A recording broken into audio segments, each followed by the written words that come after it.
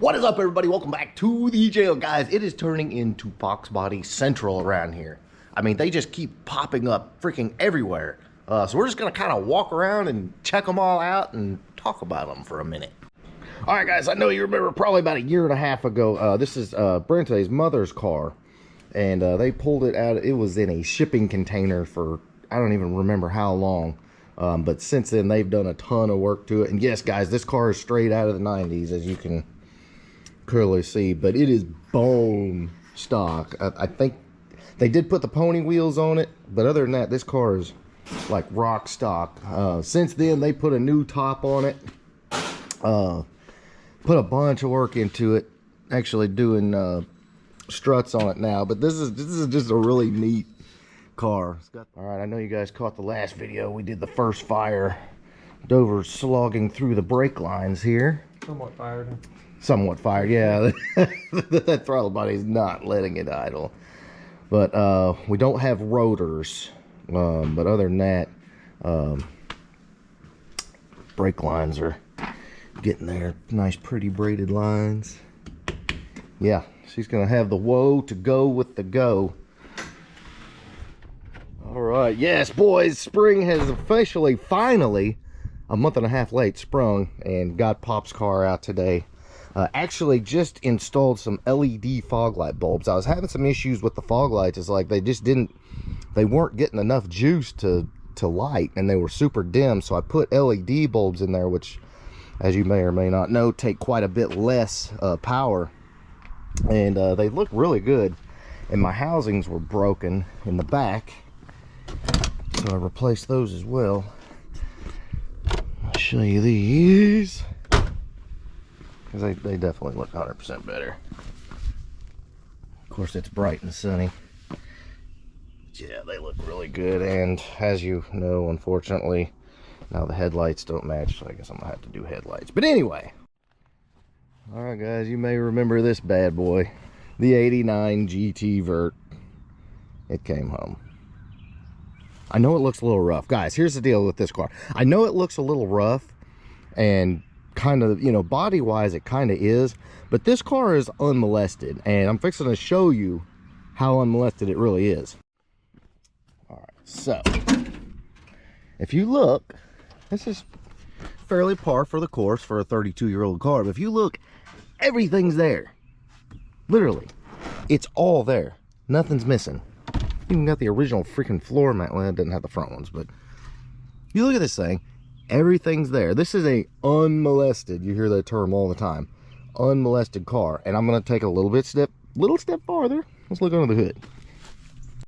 All right, so under the hood, feast your eyes on this, guys. Yes, it did have a tune-up. It does not have the date-coded wires, but it's got the distributor boot, still has the engine, got the engine lift brackets still on it from the factory, stock air box, smog pump still there. I mean, when you talk unmolested, guys, that's what this is. Sure, it doesn't look pretty. It probably got bumped in the front and all that, but I mean, guys, this is unmolested. Factory freaking headers. I mean, they even went so far as to use the actual stock wire looms. So in my opinion, guys, if you're really wanting a good basis for a project, this is where you want to start. This is how you start them, with an unmolested car. Because I'm going to tell you, you'll know immediately if you've got a car that's been taken apart and put back together a couple hundred times by different people with varying amounts of skill and knowledge about what the hell they're doing. You'll know it immediately. This one, guys, this car drives good. The transmission shifts and upshifts and downshifts good. The engine has no misfires or anything like that.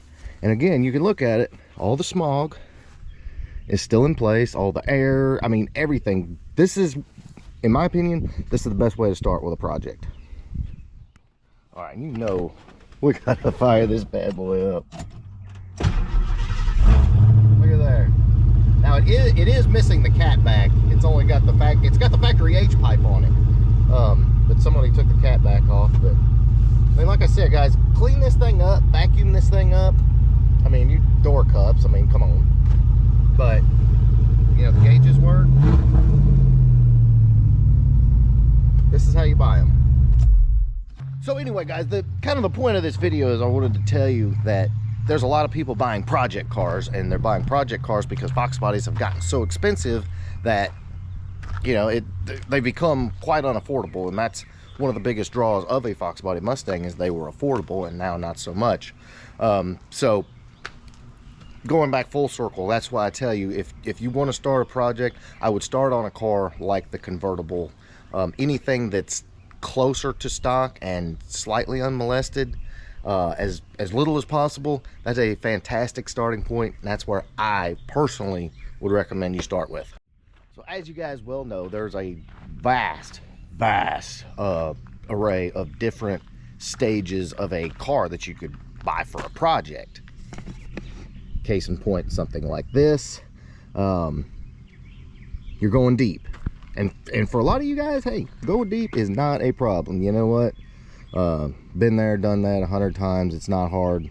But again, for something like this, just bear in mind, you're gonna have to basically do everything. You're gonna, you know, all the little screws and nuts and bolts and fittings and lines and everything that you don't think about on the front end.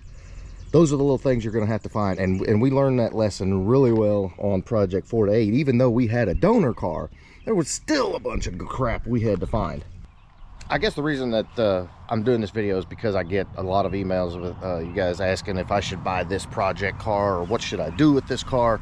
And obviously I can't answer those questions because everybody's skill level is different. All the cars are different in their own way. Everybody's budget, you know, there's so many different scenarios that you got to run through to come to that final conclusion of how should you do this, should you do this, should you buy this car. And again, I can't answer that for you, but I hope this video helps you kind of segue into, you know, what's going to be the best option for you. A couple more pieces of advice I'll throw at you before I let you go. In this day and age, if you're thinking about taking on a project, or you are taking a project on, and you come across a parts car, a roller, anything like that, and it's, you know, fairly affordable, I would go ahead and pick it up, simply for the fact that all the little stuff, you know, the little connectors, the little brackets, those screws, the mirror, all these little things, yes, a lot of them you can buy new, but a lot of them you can't, and those are very good things to have when you're doing a project, especially a big one. Let me go ahead and take that point a little farther, guys. For all the different cars that we've pieced together and built out here, most of these cars started pretty complete, and slowly but surely there's basically nothing left of them. So again, even though we started with a complete car inside the shop that we're doing, we'll get to a certain point in building something and we don't have this or we don't have that, and you can you can order some of them you can't.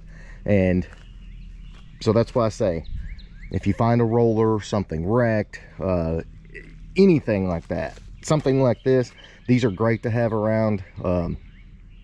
They'll save your butt in a pinch when you're needing that one tiny little obscure part to get the job done. Take that for what it's worth. I hope that helps. Have fun with your projects. That's the point of it. And, you know, take your time, do it right, and in the end, it'll be worth it. So if this did help, big thumbs up. Make sure you smash that subscribe button. Catch you on the next one.